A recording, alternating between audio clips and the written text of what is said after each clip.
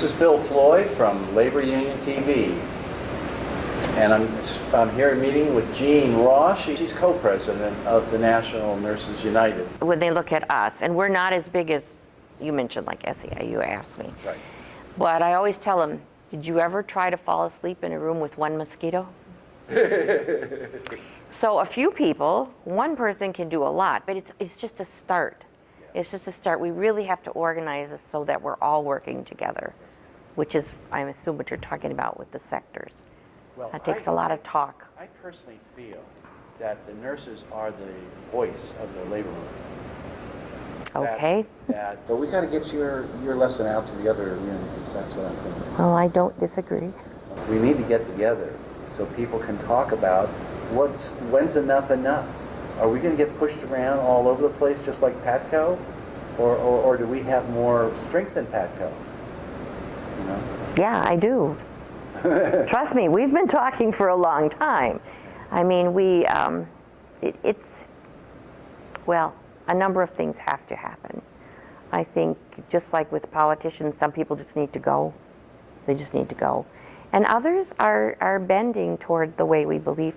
If you look at an issue like Medicare for All. Today, we say the function of a rational healthcare system is to provide quality care to all in a cost-effective way, and not to continue a system which allows insurance companies and drug companies to make hundreds of billions of dollars in profits each year, and to make healthcare industry CEOs extremely wealthy. The strengths of a Medicare for All program are not only its universality and its cost-effectiveness, which we've been championing for decades. Yes. Would you ever have thought that it was at the top of the list for all politicians to say they believe in it right now if you want to be successful? It happened in the last 2 weeks or something. Well, yeah.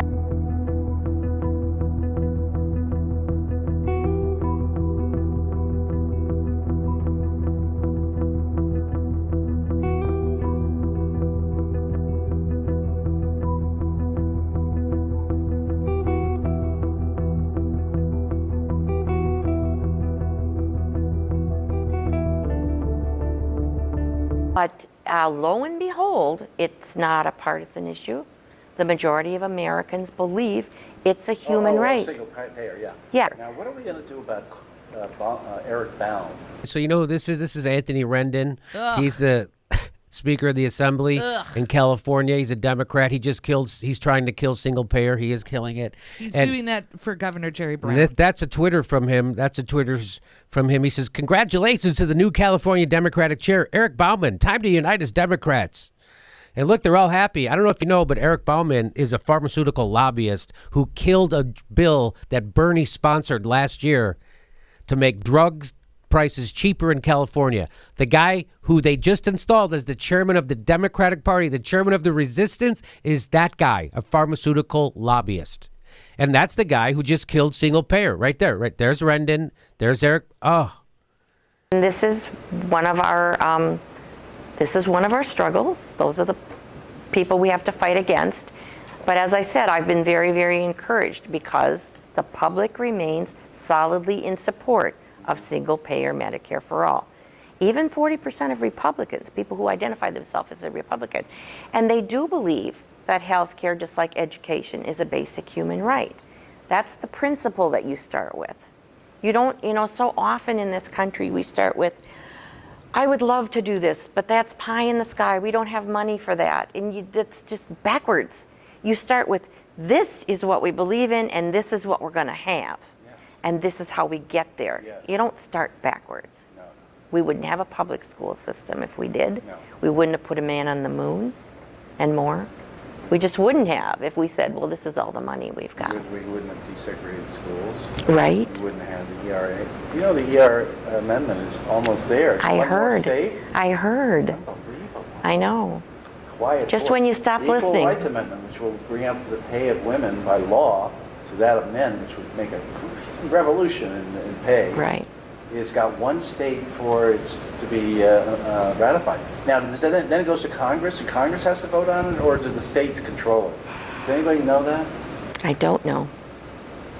I just know that the more states that pass it, the better off we are. Well, it has to be 2/3 of the states. Yes. So it's a big number.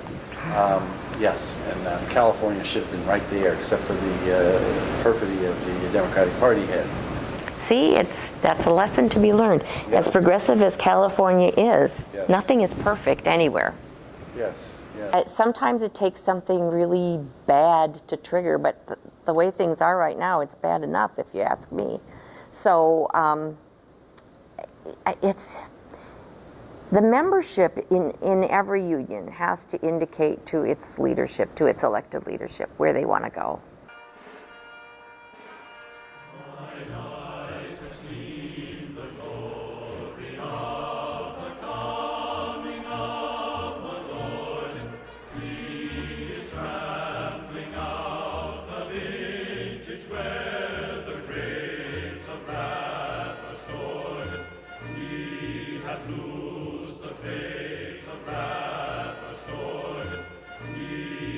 Loosed the faith